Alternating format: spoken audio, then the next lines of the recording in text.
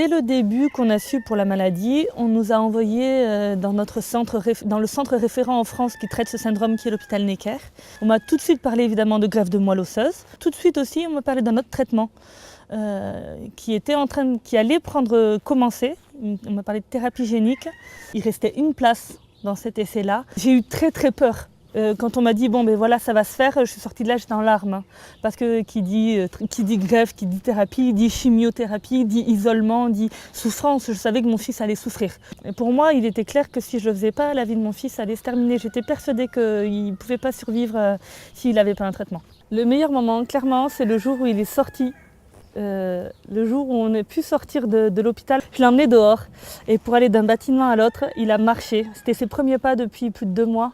Donc il arrivait très mal à marcher, on a des images qui sont fantastiques. Et il a envie de marcher, et il a le masque, et il est ébloui.